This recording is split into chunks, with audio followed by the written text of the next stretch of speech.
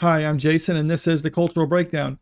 The Witcher has really become a litmus test to see who actually pays attention to the production of a new show or movie and who just watches it as it comes along. I'm not saying that that's really bad just to watch it as it comes out and not follow everything about it, but I mean, I just find it as kind of an interesting case study in this situation. Because normally, when a production is deviating from the source material on something, fans of the material will kind of voice their opinion about it online. I mean, some of them do get a bit aggressive with it, but a lot of times there is a legitimate criticism to be had there.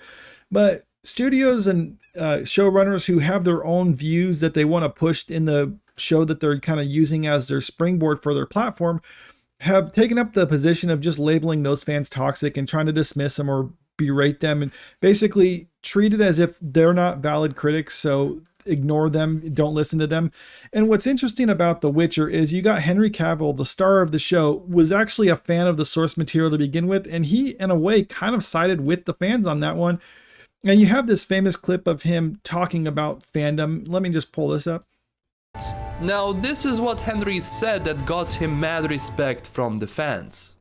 There are always going to be a small yet vocal group of people there can kind of just be toxic. I understand what you're saying, but when it comes to fans, it is a fan's right to have whatever opinion they want to have. And people are going to be upset because, especially when you're talking about books or games, because you're never going to be the exact person who they had in their head or who they played on Witcher 3, for example. I don't necessarily consider that toxic. I just consider that passionate. And it's something. Yeah, I think I agree with him on that one. I mean, there's nothing wrong with voicing your displeasure and how something is being portrayed, because sometimes it is just a matter of differences where you just imagine it differently than the showrunner is. But other times the showrunner clearly didn't understand the source material and they're taking it in a different direction it doesn't really belong. And you can kind of see that in the Rotten Tomato scores for The Witcher. Because in season one, for the most part, it followed things a lot more closely than what happened. And you have a pretty good score for audiences and mediocre for critics. But then let's jump into season two.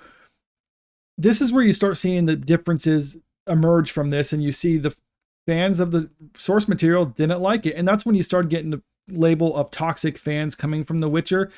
But critics liked it because they were pushing more of an agenda that the critics appreciate, but it's to the contrary of what the fans actually wanted.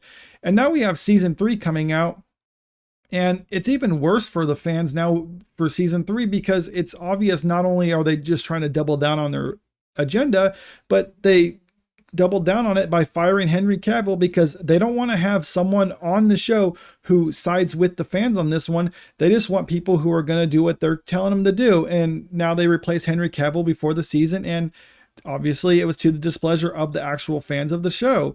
And as a result, you get this where you get the trailer for it that's getting heavily ratioed. You have this, what's this clip? Yeah, this clip from it. It's not super ratio, but I mean, it's not good for it. And this is all because Netflix messed up by firing Henry Cavill. They really should have listened to him. And a lot of the problems they were saying, it was like they were trying to cite like issues with Henry Cavill on the set because he was trying to rework things and do scenes differently than how the showrunners envisioned. And I know in a normal situation, the showrunner has their vision of how things are going and the actors might not know it. But in this situation, the actor had a better grasp on the material than what the showrunners did. So they probably should have listened to him, and they didn't. They didn't like what he was doing. And as a result, he was trying to work with it and do what he could with the show, but instead, they decided to get rid of him, and as a result, people are not really happy with the show, and it's getting terrible reviews right now, and people aren't watching it anymore. And I know they're going to have the season 4 with Liam Hemsworth come out. I have nothing against him. At least he hasn't done anything that I think is too egregious. I mean, he probably shouldn't have taken this part just out of respect to Henry Cavill, but either way, I mean, this wasn't a good look for them, and they really shouldn't have fired him. If anything, it's a asset to have someone like that on the set who cares about the material. I mean, when you watch behind the scenes stuff for Peter Jackson's Lord of the Rings, I mean, they were talking about how like everyone was reading the books. They would consult with Christopher Lee quite a bit because he's read the books so many times and he's actually met Tolkien. So they were trying to be faithful to the material. And as a result, you got something that everyone loved. And this one, they were trying to push their own agenda. And as a result, people don't really care for it. But I guess critics are happy, so that's important because appeasing the critics apparently pays the bills in Hollywood, or at least they just work in clout maybe. I don't know. Let me know what you think in the comments. Are you actually going to watch the season 3 of The Witcher, or are you checked out because they got rid of Henry Cavill for this? Comment below, let me know. And if you liked the video, click the like button, share the video out there, and subscribe to the channel if you want to stay up to date with the latest news. Thank you.